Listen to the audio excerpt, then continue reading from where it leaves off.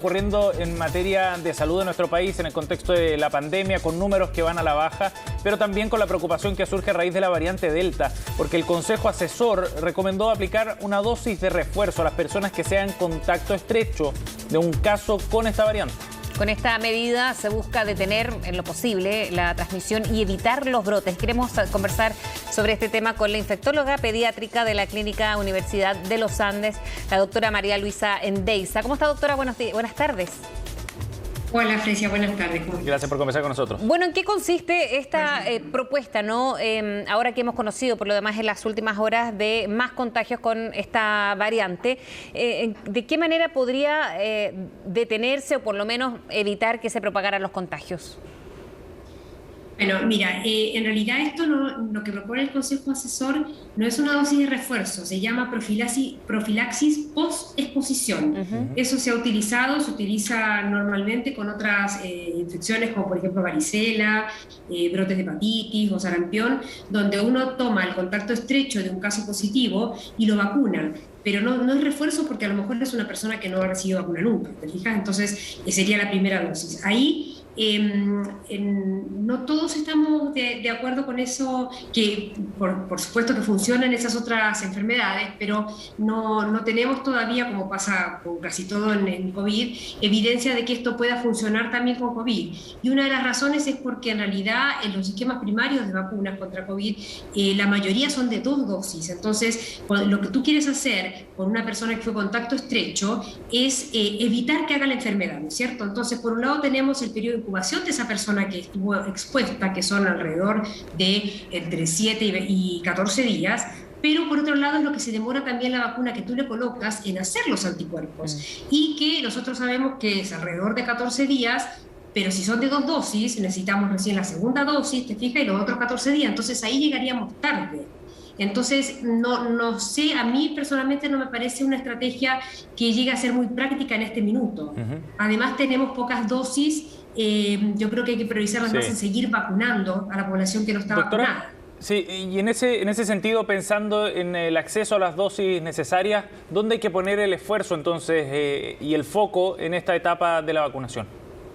Claro, yo creo que en este momento el esfuerzo hay que seguir vacunando a todas las personas, ya sea los mayores de 18 que todavía están recibiendo su segunda dosis o recién empezando como rezagados, en los adolescentes entre 12 y 17 que están también completando su esquema, y en comenzar con la revacunación, o sea, en el fondo con la dosis de refuerzo en los adultos mayores y en los siguientes grupos como vaya según calendario, porque en el fondo eso es lo que hace que nos mantenga a los que no tenían vacunas protegidos y a los que ya estamos vacunados, pero se nos están bajando los títulos, reforzarlos para que la vacuna sea igual de efectiva contra esta nueva variante Delta. Y esta misma variante preocupa un poco más, doctora, en ese grupo que no está inmunizado, por ejemplo, los propios niños, niñas o adolescentes, incluso que se ha hablado de un mayor aumento de hospitalizaciones de este grupo.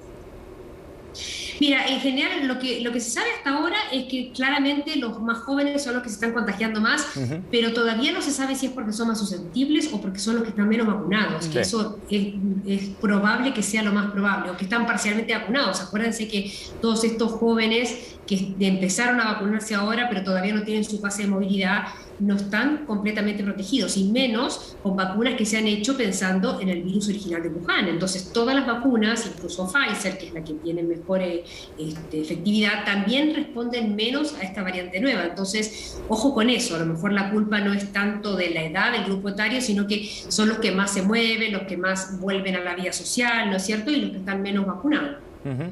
Doctora, usted ha dicho que hay que aprender a convivir también con la variante Delta. ¿Qué significa eso en la práctica, desde el punto de vista también de las estrategias sanitarias, de las medidas que se vayan a ir adoptando de aquí en adelante?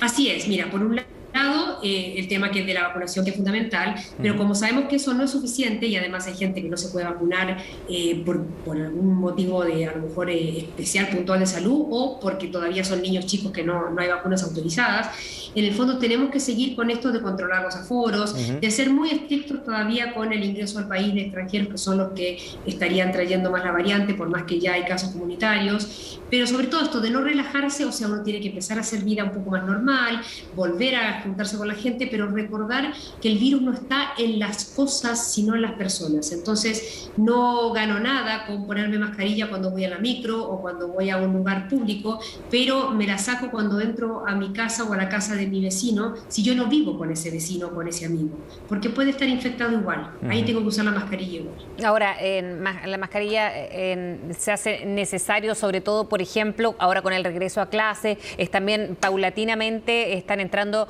los universitarios, que ellos no habían estado en el grupo. O sea, los colegios se comenzaron a abrir poco a poco, pero ya desde el año pasado. En cambio, los universitarios, otro grupo que quizás tiene un cambio respecto a los más niños o a los más chicos que se juntan más, ¿no? Claro. Sí, totalmente. Y ahí en el fondo eso es lo importante. Hay que volver a la presencialidad de todas maneras, todos la necesitamos, pero que no se olviden de seguir usando la mascarilla. Al final la mascarilla es como una parte más de la ropa de todos, o sea, en el fondo tenemos que salir con eso, es lo único que nos queda para poder retornar, porque además el problema en este minuto o el riesgo es que como hay menos casos y estamos mejor, uno se relaja un poco más, ¿no es cierto? Entonces, cuando hay menos virus circulando, tú puedes portarte mal, entre comillas, y no pasa nada. Pero si el virus que está entrando ahora es más contagioso, esa misma vez, la única vez que no te pusiste mascarilla, ¡pum!, te contagiaste igual. Sí. Aumenta el riesgo. Doctora, sabemos que las vacunas ayudan a evitar los casos y los cuadros más graves, ¿no? Los cuadros clínicos más graves de una persona que se pueda contagiar. Y disminuyen también la transmisión, pero no es infalible, lo sabemos. ¿Cuál es el riesgo entonces de una persona que está vacunada y se contagia igual, aunque desarrolle la enfermedad asintomática? ¿Cuáles son los riesgos asociados a ese cuadro? Bueno, la persona en general va a tener, como tú dices, o va a ser asintomática o va a tener síntomas más leves. No va a ser tan dramático. El tema es que el virus que sigue replicándose en esa persona que se contagió puede volver a mutar. Entonces, por eso también es tan importante que tratemos de cortar esta cadena de transmisión, porque sabemos que probablemente no haya, ojalá, pero es lo que se ha visto en otros países como en el Reino Unido, muertes asociadas a la variante Delta, o que no haya una ola de hospitalizaciones tan pesada como las anteriores, pero sí que se va a seguir transmitiendo el virus y eso mantiene al virus con posibilidad de mutar y que generar otras variantes que a lo mejor sí sean más virulentas, o sea, más graves. Doctora, muchísimas gracias por haber hablado con CNN. Que tenga buen día, buen fin de semana también. No, de nada, gracias.